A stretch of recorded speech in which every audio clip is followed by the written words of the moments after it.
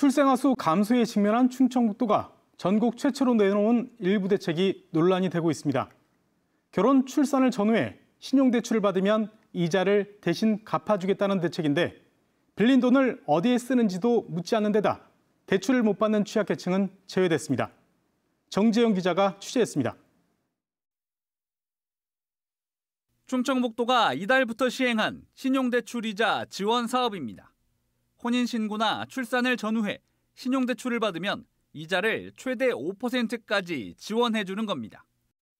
대출금 1,000만 원 한도로 혼인은 2년간, 출산은 3년간 지자체가 이자를 보전해주는 방식입니다.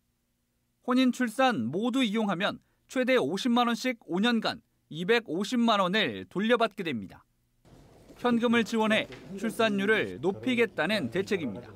청년층에 지금 대출을 거의 안 가시신 분들이 없고 다 결혼할 때 대출은 이제 본인 돈으로 내는 거잖아요. 거기에 대해서 좀 경감해주자 이런 차원에서. 하지만 대출을 왜 받았는지 어디에 썼는지 묻지 않고 지원해 대출 목적을 엄격하게 제한하는 다른 지자체의 주택자금 대출이자 지원 등 유사 사업과는 차이가 있습니다.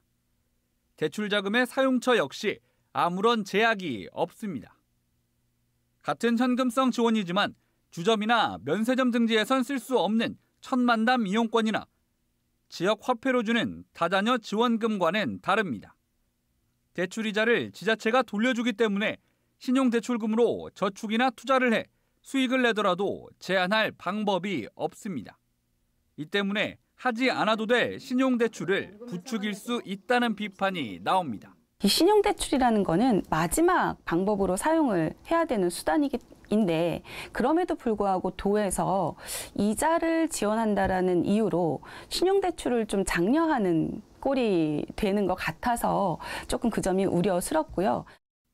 충청북도가 청주시를 뺀 10개 시군과 함께 이 사업을 위해 추가로 마련한 예산은 올해 하반기에만 14억 원. 부부의 연소득이 8천만 원을 넘지 않으면 되고 자녀가 있으면 1억 원을 넘어도 지원받을 수 있게 해놨습니다.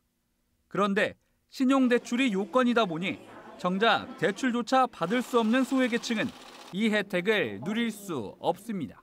신용대출조차 불가능한 세대들이 있을 텐데 그런 경우에는 지원 대책에서 아예 배제되는 대상이 발생하는 거라 과연 이것이 적절한 저출생 대책으로서 보편적인 정책으로 볼 수 있는가라는 굉장히 좀 근본적인 모순을 가지고 있다고 생각합니다.